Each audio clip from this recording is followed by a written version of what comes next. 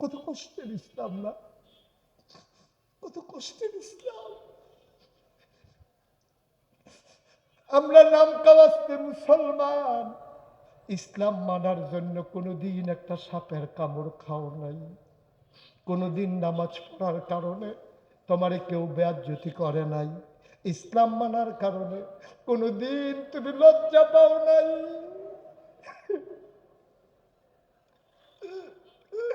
আল্লাহর নামে ডাক ডাক আবু বকরের একটা কাজ করলি তুই, তুই কেন বললি না সাপ আমারে কামড়ে দিয়েছে? কেমনে বলবো আপনি ঘুমাচ্ছেন? আমি কি আপনার ঘুম ভাঙাই দিতে পারি? আমি আবু বকর মরে গেলেও তো আপনার ঘুম ভাঙাবো না। আমার জীবনের চাইতে আপনার ঘুমের দাম বেশি, আমি কেমনে আপনার ঘুম ভাঙ্গাই? নবীজি আবার কয়, দেখি দেখি কোন জায়গায় সাপ কামড়ে দিয়েছে। আবু বকর এবার পা দেখালেন। আল্লাহ নবী বিসমিল্লাহ বলে একটু লালা মুবারক আঙ্গুলের মাথায় লাগালেন, যেখানে কামড়ে দিয়েছে ওই জায়গায় একটু লালা লাগাই দিলেন। আবু বকর কয়, খোদার কসম, লালা লাগানোর আগে আমার পাওটা সুস্থ থাকা অবস্থায় যেমন ছিল, বিষাক্ত সাপ কামড়ে দেওয়ার পরে নবী যখন একটু লালা লাগাই দিছে, আমার পাটা এত আরাম পাচ্ছিল, আমি জীবনেও আমার পাকে এত আরামে পাই না।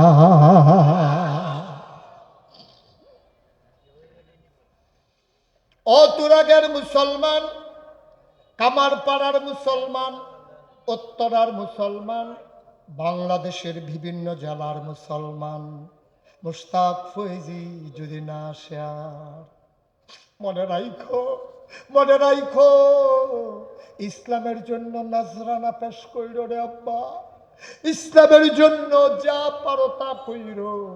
তুমি বছরে বছরে টাকা আছে উমরা করতে মক্কায় যাও, তুমি কাবা ঘরে ধইরা ধইরা জান্নাত তালাশ করো। আমি বলি না, প্রতি বছর উমরায় যাইয়া জান্নাত তালাশ করার দরকার নাই, জান্নাত তো তোমার পাশেই আছে। ওই যে নদীর তীরবর্তী জায়গাগুলোতে ওই মাচা পেতে আর পলিথিন বিছাইয়া যেই মানুষগুলা ঘুমায়, শীতের জ্বালায় ঘুমাইতে পারে না, উত্তরের হিমাল হাওয়া ঘুমাইতে দেয় না, তুমি মাঝরাতে গাড়িতে করে কম্বল নিয়া ওই ভিখারিনী মহিলাদের গায়ে একটা কম্বল দিয়ে আসো। জান্নাতের জন্য মক্কা মদিনায় যাওয়া লাগবে না, জান্নাত তোমার ঘরের কেনারায় নদীর পাড়ে পড়ে আছে, ঠিক কিনা?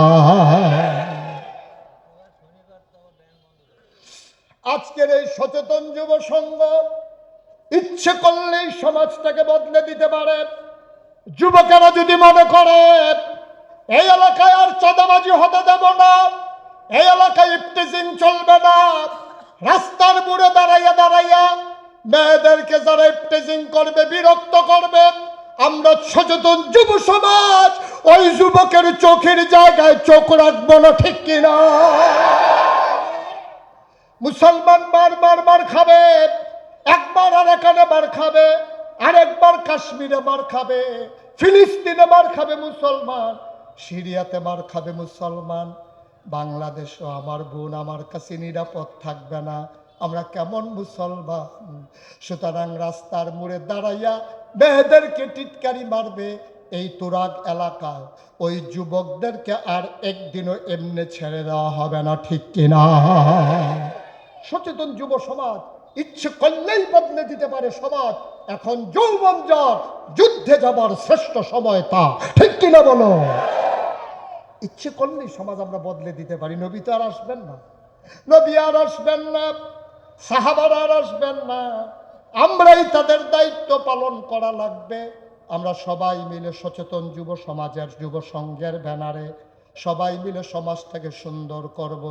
আমরা তালিকা করব কারা কম্বলের অভাবে ঘুমাইতে পারে না, আমরা তালিকা করব কোন মায়ের চিকিৎসা হয় না টাকার অভাবে, আমরা তালিকা করব কোন মেয়ের বাবা মরে গেছে, মেয়েটার বিয়ের সময় যায়, বিয়ে দিতে পারে না। সচেতন যুব সংঘ সবার থেকে টাকা উঠাইয়া মেয়ের বিবাহের ব্যবস্থা করে দেবে। এইটাই হলো মুসলমানের কাজ, ঠিক কিনা?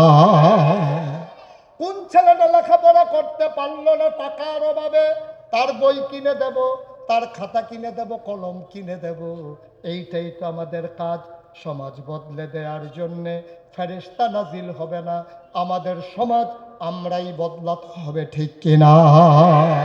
আমি মুশতাক ফয়েজি, আপনারা দেখেছেন আমার নামের পাশে মুশতাক ফয়েজি পীর সাহেব। আমি সেই পীর না, আমি পীর হতে চাই নাই। আমার আব্বা ইন্তেকাল করেছেন দাদার আগে। আমার দাদা আমাকে বলেছেন, তোমার আব্বা যেহেতু নাই, আমার পরে তুমিই পীর। আমি বললাম, কেন?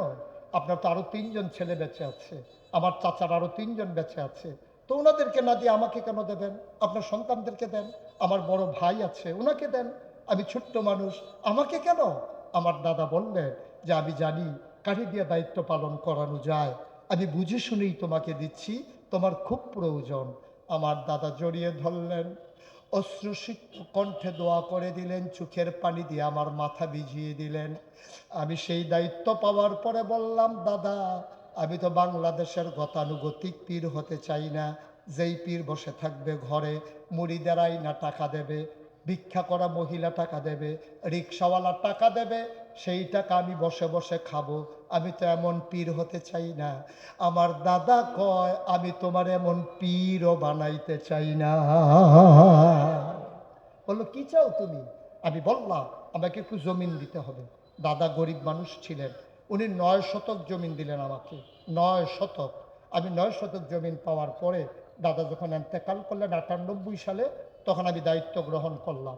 দায়িত্ব গ্রহণ করার পর আমি জমিন কিনা শুরু করলাম। আমি কিনতে কিনতে কিনতে কিনতে জমিন কিনলাম 1800 শতক। কয় শতক? 1800।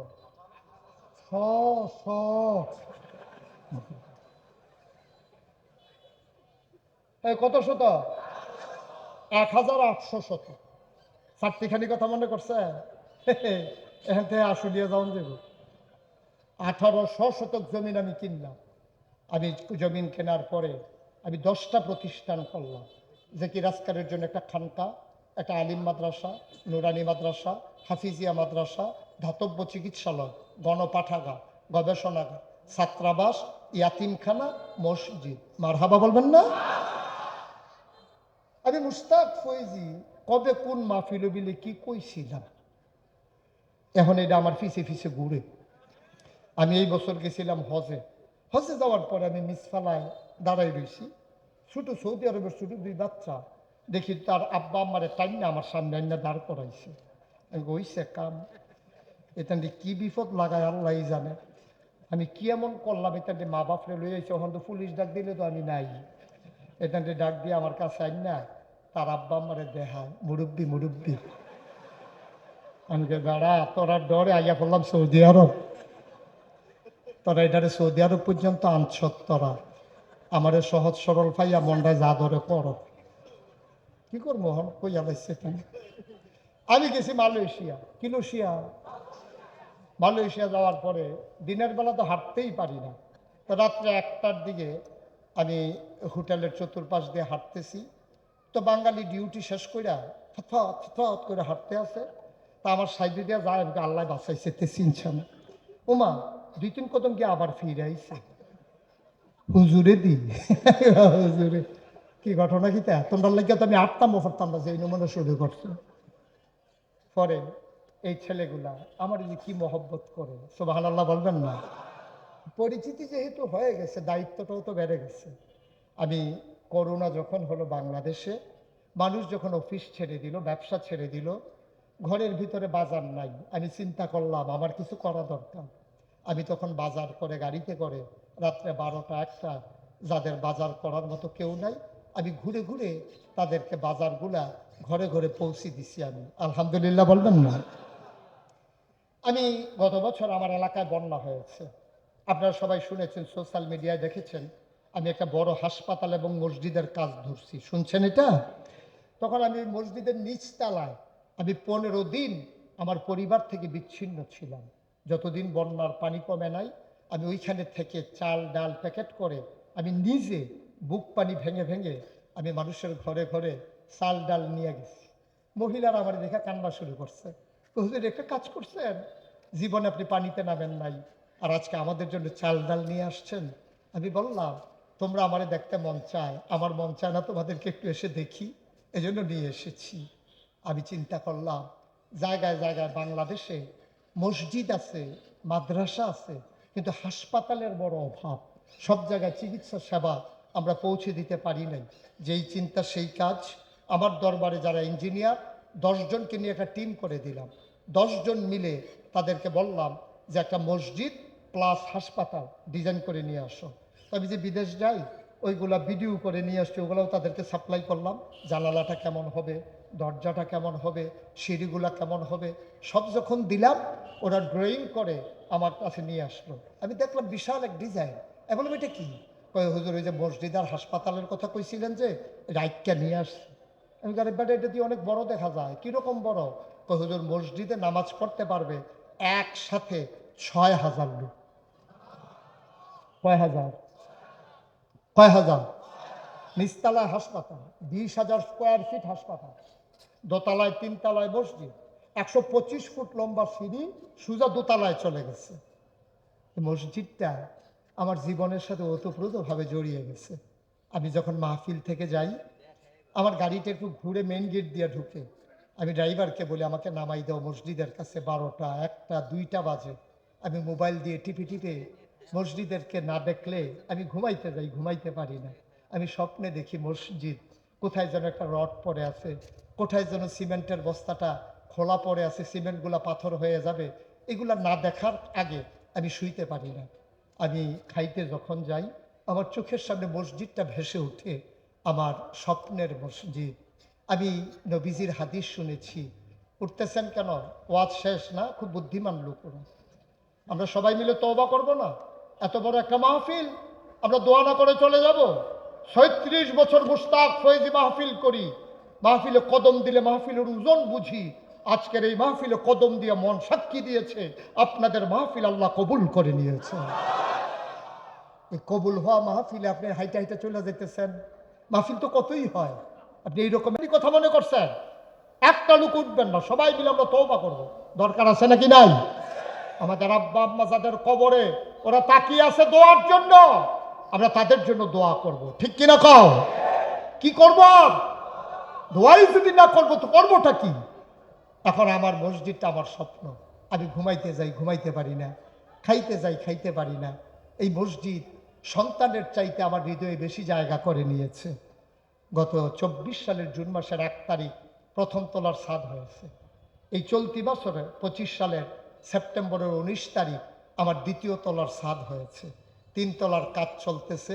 কিছুদিনের ভিতরে 3 তলার ছাদের ঢালাই হবে। লম্বা কাজ। 1500 বস্তা সিমেন্ট লাগে একটা ছাদে, 35 টন রড লাগে, তারপরে ওই অনুযায়ী সিলেকশন লাগে, পাথর লাগে, মিস্ত্রি খরচ, সব মিলিয়ে কোটি টাকার উপরে। মার হাবা বলবেন না? আমার এই মসজিদটা আমার স্বপ্ন। আমি তখন নিয়ত করেছিলাম যে এই মসজিদটা বানাইতে গিয়া আমি আমার 1 বছরের কামাই, আমি পুরা 1 বছরের আমার যত কামাই আছে পুরো আমি মসজিদে দিয়ে দেবো ইনশাআল্লাহ। আমি 25 লক্ষ টাকা মসজিদে দিয়া তারপরে কাজ শুরু করেছি। আজকে গত পরশুদিন আমি গতকালকে আমার মাহফিল ছিল ভোলাতে, তারপরে মাহফিল ছিল রাতের বেলা ধনিয়া। হেলিকপ্টারে করে আমি ভোলাতে গেছি, ওখান থেকে এয়ারপোর্ট এনে নামিয়ে দিয়েছে। গাড়ি থেকে ধনিয়া মাহফিল করে রাতের বেলা আপনার উত্তরাতে এসে ঘুমাইছি রাতের 2:30টার সময়। আমিন বলবেন না? আজকে সারা দিন ভর আমার ভাই হাবিবুল্লাহ মোহাম্মদ ইকবাল তার প্রতিষ্ঠানগুলোতে আমি গিয়ে ছেলেদের দোয়া নেওয়ার চেষ্টা করেছি। ছেলেরা আমার জন্য দোয়া করেছে, আমি তাদের কথা শুনেছি, তারাও আমার কথা শুনেছে। বন্ধুগণ, তো যেই কথাটা বলতেছিলাম, এই মসজিদটা আমার হৃদয়ের সাথে জড়িয়ে গেছে। আমি একা, আমার গরিব মানুষ, আমি 25 লক্ষ টাকা দিয়া তারপরে ওই যে 1 বছরের কামাই দেবো বলছিলাম, হিসাব করিয়া 25 লক্ষ টাকা দিয়া তারপরে মসজিদের কাজ শুরু করেছি। সুবহানাল্লাহ বলবেন না? আজকে গতকালকে আসার সময় দেখলাম এই মসজিদের পেছনে খরচ হয়ে গেছে 6,13,00,000 টাকা। বলেন আলহামদুলিল্লাহ। 1 টাকাও ঋণ নাই, 1 টাকাও আমার ঋণ নাই। 6,13,00,000 টাকা খরচ করেছি, 1 টাকাও আমার ঋণ নাই। পাইলাম কই? আমি একদিন মাদ্রাসায় ছিলাম না, পরের দিন যাওয়ার পরে ছেলেরা বলতেছে হুজুর গতকালকে একটা আশ্চর্য ঘটনা ঘটছে। আমি কি ঘটনা? কয়েক ভিক্ষা করা মহিলা মসজিদের পাশ দিয়ে যাইতেছে, তো ছেলেদেরকে জিজ্ঞেস করতে চাই ফিরসা বুজুরিরা এত বড় কি বানাইতে আছে? কয় নিচতলায় হাসপাতাল হইব, দোতলায় তিনতলায় মসজিদ হইব। আরে বাপুরে, এত বড় মসজিদ তো জীবনে দেখছি না। কয় তো ওইলে না দেখতেন, ফলাফল দুষ্টামি করতে আছে। বেডিওকে একটা খাড়ি নিয়ে আসো, টুকরি নিয়ে আসো। একটা টুকরি আনা হলো। মহিলা সারাদিন ভিক্ষা করে যা পাইছে টুকরির ভিতরে ঢাইলা দিয়া বলতেছে, প্রতিদিন তো বাড়িতে নেই, আজকে মসজিদে দিয়ে গেলাম। আমার স্বপ্নের মসজিদ। আমার চোখে পানি চলে এসছে কথা শুনে। আমি বুঝে গেছি এই মসজিদ আর আটকিয়ে রাখা যাবে না। আপনারা আমার মহব্বতের মানুষ, মহব্বতের টানে ছুটে ছুটে এসেছেন।